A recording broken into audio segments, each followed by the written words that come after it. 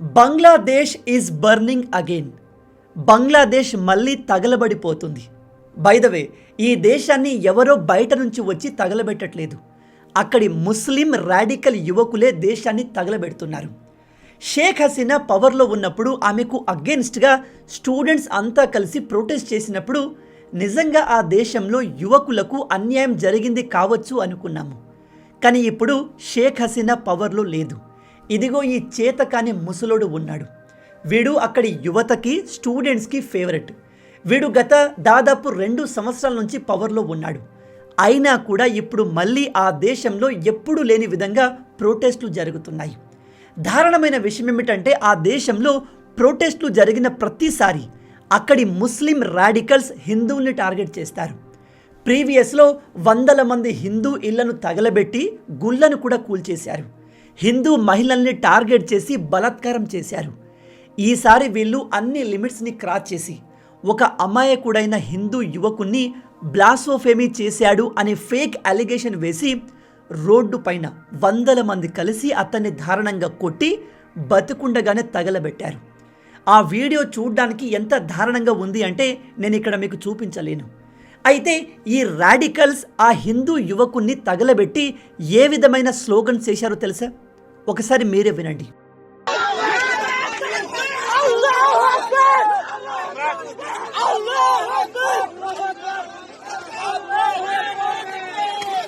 ఇది విన్నాక వీళ్ళంతా స్టూడెంట్స్, జంజీ యువత అని మీరు అనుకుంటున్నారా?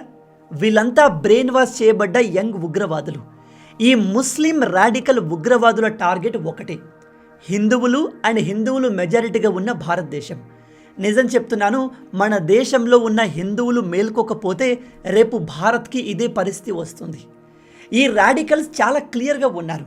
మా దేశం ముస్లిం మెజారిటీ దేశం కాబట్టి ఇక్కడ మైనారిటీస్కి ఉండే హక్కు లేదు అంటూ టార్గెట్ చేసి క్రిస్టియన్స్ అందరినీ ఆల్రెడీ ఎలిమినేట్ చేశారు. ఇక మిగిలింది హిందువులు మాత్రమే. అందుకే వాళ్ళను చిత్రహింసలు పెడుతున్నారు. ఫస్ట్ బంగ్లాదేశ్లో ఈ యువ ఉగ్రవాదులు ఇలా రోడ్ల మీదకి ఎందుకు వచ్చారు, దేశంలో విధ్వంసం ఎందుకు క్రియేట్ చేస్తున్నారో షార్ట్గా చెప్తాను, జాగ్రత్తగా వినండి. ఎందుకంటే ఆల్రెడీ నేను ఈ టాపిక్ పైన ఒక వీడియోని చేశాను. ఇక్కడ కనిపిస్తున్న వీడి పేరు ఉస్మాన్ హదీ. వీడు ఒక పాపులర్ స్టూడెంట్ లీడర్. షేక్ హసీనాకు అగెన్స్ట్గా ప్రొటెస్ట్ చేసినప్పుడు వీడు కీ రోల్ ప్లే చేశాడు. అయితే వీడు ప్రతిసారి షేక్ హసీనాను క్రిటిసైజ్ చేస్తాడు, మన ఇండియాకు అగెన్స్ట్గా మాట్లాడతాడు. డిసెంబర్ 12వ తేదీన వీడు ఇదిగో ఈ గ్రేటర్ బంగ్లాదేశ్ మ్యాప్ని తన ఫేస్బుక్లో పోస్ట్ చేశాడు. ఇందులో ఈ లుచ్చాగాడు మన దేశంలోని నార్త్ ఈస్ట్ రాష్ట్రాల్ని, ఈవెన్ వెస్ట్ బెంగాల్, జార్ఖండ్ రాష్ట్రాల్ని బంగ్లాదేశ్లో భాగాలుగా చూపించాడు. అండ్ మన జమ్మూ కాశ్మీర్ మొత్తాన్ని పాకిస్తాన్లో భాగంగా చూపించాడు. ఇలాంటి చిల్లర పనులు చేసినప్పుడు శిక్షను అనుభవించాలి కదా. అందుకే ఎవరో 2 వ్యక్తులు వీడు ఒక రిక్షాలో పోతుంటే వీడి తల దగ్గర గన్ పెట్టి కాల్చారు. వీడు చచ్చాడు అనుకొని వాళ్ళు అక్కడి నుంచి వెళ్ళిపోయారు. కానీ దురదృష్టవశాత్తు వీడు బతికిపోయాడు. కానీ తలకు బలంగా గాయమవడంతో వీడు కోమాకు వెళ్ళాడు. వీని కాపాడాలి అని బంగ్లాదేశ్ ప్రభుత్వం ట్రీట్మెంట్ కోసం సింగపూర్కి పంపింది. కానీ వీడు సింగపూర్లో కొన్ని రోజులు ఉండి చివరికి చచ్చాడు. వీడు చచ్చాడు అని తెలిసిన వెంటనే వీడితో పాటు ఉన్న మిగతా స్టూడెంట్ లీడర్స్ అందరూ ఇండియాను టార్గెట్ చేయడం మొదలుపెట్టారు. ఇండియాకు అగెన్స్ట్గా ప్రొటెస్ట్ని స్టార్ట్ చేశారు. వీళ్ళ అనుమానం ఏమిటంటే ఉస్మాన్ హదీ ఇండియాకు అగెన్స్ట్గా పోస్ట్ పెట్టిన రోజే ఇతనిపైన దాడి జరిగింది కాబట్టి ఇది చేసింది ఇండియాకు చెందిన ఏజెంట్లే అనేది వీళ్ళ అనుమానం. అలా ఎందుకు అంటే మీ అందరికీ తెలుసు, పాకిస్తాన్లో కరుడు కట్టిన ఉగ్రవాదుల్ని ఎవరో గుర్తు తెలియని వ్యక్తులు వచ్చి లేపేస్తున్నారు. ఆ గుర్తు తెలియని వ్యక్తులు భారత ఏజెంట్లే అని చాలామంది నమ్ముతారు. అయితే అలాంటి ఏజెంట్లు ఇప్పుడు బంగ్లాదేశ్లో కూడా యాక్టివేట్ అయ్యారు. ఈ దాడి వెనుక ఇండియా ఉంది అనేది వీళ్ళ అనుమానం. కానీ అది నిజం కాదు. ఎందుకంటే ఈ దాడి చేసింది బంగ్లాదేశ్కి చెందిన 2 యువకులు. వాళ్ళు ఈ ఉస్మాన్ హదీ పొలిటికల్ పార్టీకి అగెన్స్ట్గా పోటీ చేసేవాళ్ళు. వీడు ఎక్స్ట్రాలు చేస్తున్నాడు అని వాళ్ళు వీని టార్గెట్ చేసి దాడి చేసి లేపేశారు. ఈ విషయాన్ని ఢాకా పోలీసులు కూడా కన్ఫర్మ్ చేశారు. అండ్ దాడి చేసిన వాళ్ళ ఫ్యామిలీ మెంబర్స్ని అరెస్ట్ కూడా చేశారు. అయినా కూడా ఆ దేశంలోని ఉగ్రవాద మైండ్ సెట్ కలిగిన ఈ యువత ఇండియాను టార్గెట్ చేయడం ఆపలేదు. ఎందుకంటే నేను మీకు స్టార్టింగ్లో చెప్పినట్టు వీళ్ళ మెయిన్ ఎజెండా హిందువులు అండ్ ఇండియాను టార్గెట్ చేయడం. సింగపూర్లో ఉస్మాన్ హదీగాడు చనిపోయాడు అని తెలిసిన వెంటనే వీళ్ళు తమ దేశంలో రోడ్లపైన భారీ ఎత్తున ప్రొటెస్ట్ మొదలుపెట్టారు. బంగ్లాదేశ్లో 2 ఫేమస్ మీడియా ఛానల్స్ ఉన్నాయి. ఒకటి ప్రోథమ్ ఆలో, 2 డైలీ స్టార్. బంగ్లాదేశ్లో ఉన్న మీడియా షేక్ హసీనాకు అగెన్స్ట్గా ప్రొటెస్ట్ జరుగుతున్నప్పుడు స్టూడెంట్స్ని బాగా సపోర్ట్ చేసింది. షేక్ హసీనాను దేశం నుంచి పారిపోయేలాగా చేసింది. మరి ఆ పాపం ఊరికే పోతుందా? ఇప్పుడు ఈ యువ ఉగ్రవాదులు ఆ 2 మీడియా ఆఫీసులపైన దాడి చేసి వాటిని తగలబెట్టారు. నేను వీళ్ళను ఉగ్రవాదులు అని ఎందుకు చెప్తున్నానో మీకు ఇప్పుడు క్లియర్గా అర్థమవుతుంది. జాగ్రత్తగా వినండి. వీళ్ళు ఈ మీడియా ఆఫీసులపైన ఎలా దాడి చేశారో తెలుసా? ఈ ఆఫీసుల యొక్క ఎంట్రన్స్ అండ్ ఎగ్జిట్ రెండింటిని ఓపెన్ కాకుండా తాళాలు వేసి ఆ తర్వాత ఆ బిల్డింగ్కి నిప్పు పెట్టారు. వందల సంఖ్యలో అందులో పనిచేసే యాంకర్లు, ఎడిటర్లు, ఇతర సిబ్బంది ట్రాప్ అయిపోయారు. వాళ్ళందరినీ వీళ్ళు తగలబెట్టి చంపేద్దాము అనుకున్నారు. చివరికి మిలిటరీ వాళ్ళు వచ్చి వీళ్ళను కాపాడారు. చూసారా? ఒక ఉగ్రవాది చనిపోయాడు అనే కోపంతో వీళ్ళు వాళ్ళ దేశంలో ఉన్న సామాన్య ప్రజల్ని వందల సంఖ్యలో చంపుదాము అనుకున్నారు. మరి అలాంటప్పుడు వీళ్ళను ఉగ్రవాదులు అనకపోతే స్టూడెంట్స్ అంటారా? చాలామంది అంటారు, జెన్జీకి పవర్ని ఇవ్వండి, వాళ్ళు ఈ ప్రపంచాన్ని మార్చే పొటెన్షియల్ కలిగి ఉన్నారు అని. కానీ ఈ భూతియాగాళ్ళకి గవర్నమెంట్ ఎలా రన్ అవుతుంది, జియో పాలిటిక్స్ ఎలా వర్క్ అవుతాయి, దేశాన్ని అభివృద్ధి చేయాలంటే ఏం చెయ్యాలి అనే బేసిక్ విషయాలు కూడా తెలియవు. అలాంటి వీళ్ళు దేశాన్ని నడిపిస్తారా? నేను గ్యారెంటీగా చెప్తున్నాను, ఈ బంగ్లాదేశ్ ప్రొటెస్టర్స్ ఎవరికి కూడా బేసిక్ నాలెడ్జ్ ఉండదు. కేవలం మతం పేరుతో రెచ్చగొట్టడం కారణంగా వీళ్ళు వైలెన్స్ని క్రియేట్ చేస్తున్నారు. వీళ్లకు వీళ్ళ మతం తప్ప ఏదీ తెలియదు. ఉగ్రవాదులు కూడా సేమ్ ఇలాగే ఉంటారు. వాళ్లకు ఎదుటి వ్యక్తులు మంచోళ్ళ చెడ్డోళ్ళ, వాళ్ళ ఇంటెన్షన్ ఏంటి ఏమీ తెలియదు. వీళ్ళు వాళ్ళ దేవుడి పేరు మీద బ్రెయిన్ వాష్ చేయబడి ఉంటారు.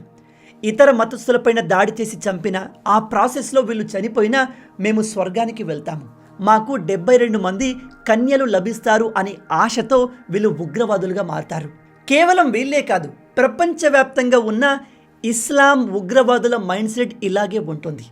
అయితే ఇప్పుడు బంగ్లాదేశ్లో ప్రొటెస్ట్ చేస్తున్న స్టూడెంట్ లీడర్స్ అక్కడి ప్రజల్ని ఏమని రెచ్చగొడుతున్నారో తెలుసా?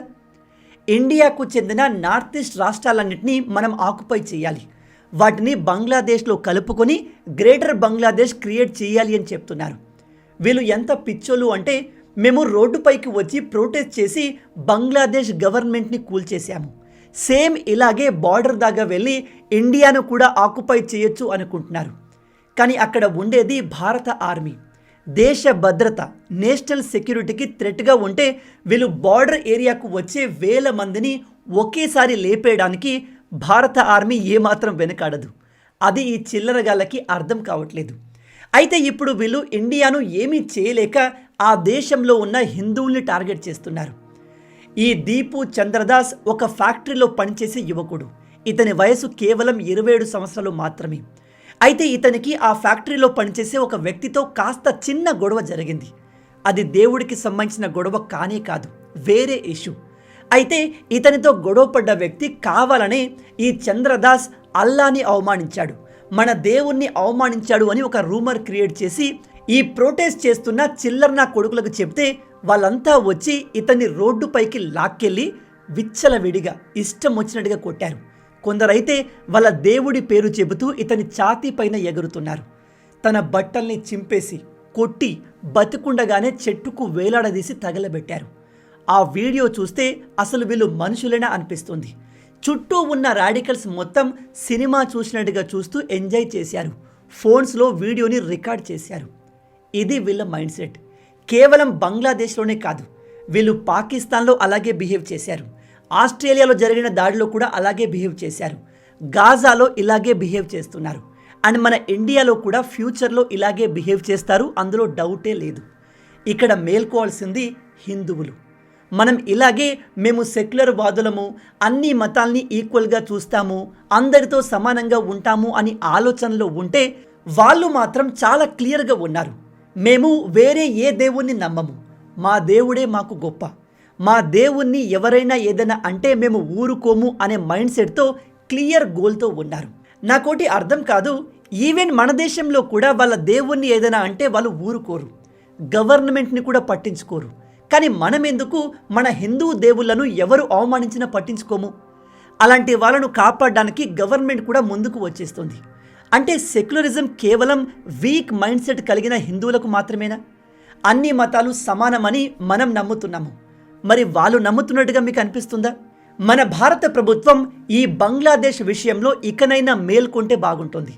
బంగ్లాదేశ్లోని చిన్న చితక లీడర్లు, ఈవెన్ ఈ మొహమ్మద్ యూనస్ గాడు, రిటైర్డ్ మిలిటరీ ఆఫీసర్లు కూడా చాలా క్లియర్గా ఇండియా పైన దాడి చేయాలి, ఇండియాను ఆక్యుపై చేయాలి అని మాట్లాడుతున్నారు. మనం మాత్రం ఏమాత్రం పౌరుషం లేకుండా బంగ్లాదేశ్కి ఫ్రీగా డబ్బులు ఇస్తున్నాము, తినడానికి తిండిని ఇస్తున్నాము. మనం ఎందుకు మన పక్కన ఇలాంటి పామును పెంచుకుంటున్నాము?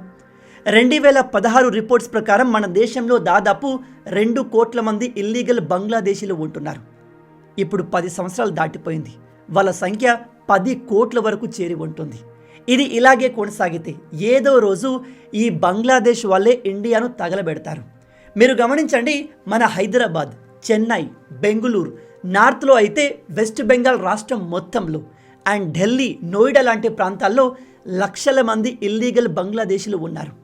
మోడీ ప్రభుత్వం వీళ్ళను పట్టుకొని బంగ్లాదేశ్కి తిరిగి తరమకుండా ఏం చేస్తుంది? మనం ఇంకా దేనికోసం వెయిట్ చేస్తున్నాం? మన దేశం కూడా ఈ బంగ్లాదేశ్ లాగా తగలబడేందుకు మనం వెయిట్ చేస్తున్నామా? ఒక హిందువుని ముస్లిం రాడికల్స్ నడి రోడ్డు మీద బతికుండగానే కాల్చి చంపుతుంటే మన గవర్నమెంట్ ఎందుకు నోరు మూసుకుని ఉంటుంది?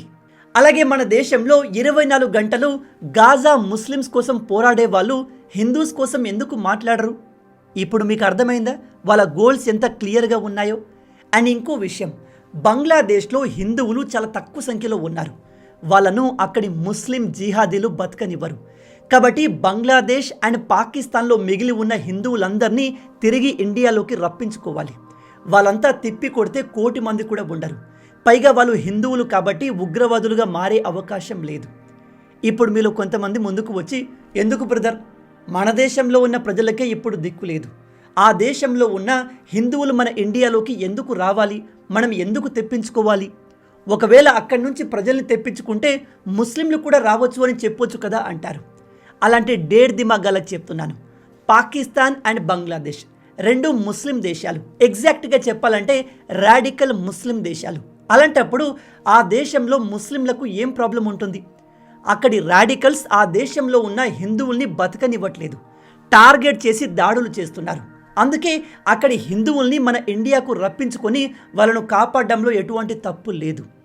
మోడీ గారు అండ్ సెంట్రల్ గవర్నమెంట్ బంగ్లాదేశ్ విషయంలో ఎంత త్వరగా రియాక్ట్ అయితే అంత బెటర్గా ఉంటుంది, లేదా పరిస్థితులు మరింత వరస్ట్గా మారుతాయి. అండ్ ఎస్, వెస్ట్ బెంగాల్లో స్టార్ట్ అయిన ఎస్ఐఆర్ కారణంగా ఇప్పటికే చాలామంది బంగ్లాదేశీలు తిరిగి పారిపోతున్నారు. కానీ అది సరిపోదు. మన దేశంలో కోట్ల మంది ఇల్లీగల్ బంగ్లాదేశీ ఇమిగ్రెంట్స్ ఉన్నారు. వాళ్ళందరినీ వెతికి పట్టుకొని తిరిగి వాళ్ళ దేశంలోకి తరిమిస్తే కానీ మన దేశానికి పట్టిన దరిద్రం పోదు.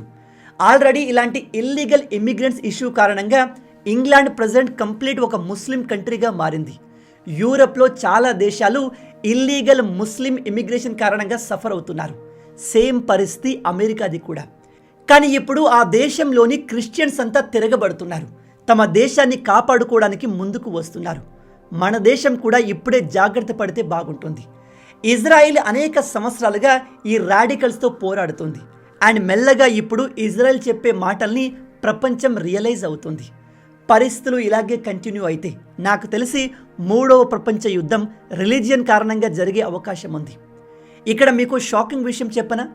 పాకిస్తాన్ అండ్ మిడిల్ ఈస్ట్లో ఉన్న ఇస్లామిక్ దేశాలని కలిసి నాటో లాంటి ఒక ముస్లిం గ్రూప్ని క్రియేట్ చేస్తున్నాయి. ఈ గ్రూప్ క్రియేట్ అయిన తర్వాత ముస్లిం దేశాలన్నీ ఒకటైపోతాయి. అప్పుడు ఒక్క ముస్లిం దేశం పైన దాడి జరిగినా మిగతా ముస్లిం దేశాలన్నీ వచ్చి, అంటే Saudi Arabia, Iran, Iraq, Turkey ఇవన్నీ కలిసి వచ్చి దాడి చేస్తాయి. అంటే రేపు మనం పాకిస్తాన్తో యుద్ధం చేస్తే పాకిస్తాన్ని కాపాడడానికి 10-20 దేశాలు ఒక్కసారిగా మనపైకి వస్తాయి. మరి ఇలాగా ఒక హిందూ దేశాల గ్రూప్ క్రియేట్ చేయడానికి బయట ఒక్క హిందూ దేశమైనా మిగిలిందా?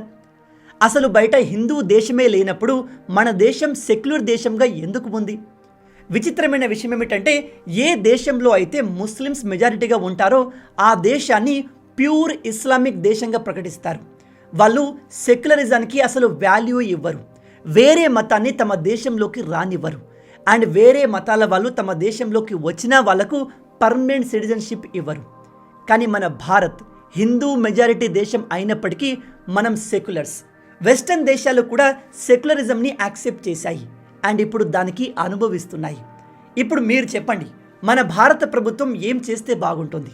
మన దేశంలో ఉన్న ఇల్లీగల్ బంగ్లాదేశీలను తిరిగి బంగ్లాదేశ్కి తరమకుండా మోడీ ప్రభుత్వం ఏం చేస్తుంది? ఈ విషయంలో మోడీ ఫెయిల్ అయ్యాడా? ఈ బంగ్లాదేశ్ విషయంలో ఇండియా ఎలా రియాక్ట్ అయితే బాగుంటుంది? మీ ఆలోచనల్ని, ఐడియాస్ని కింద కామెంట్లో చెప్పండి. బెస్ట్ కామెంట్ని టాప్లో పిన్ చేస్తాను. మొత్తంగా ఇవే ఈ వీడియోకి సంబంధించిన పూర్తి విషయాలు. రాబోయే వీడియోలో ఇంకో ఇంట్రెస్టింగ్ టాపిక్తో మళ్ళీ కలుద్దాం. అండ్ దెన్ జై హింద్ అండ్ జై భారత్.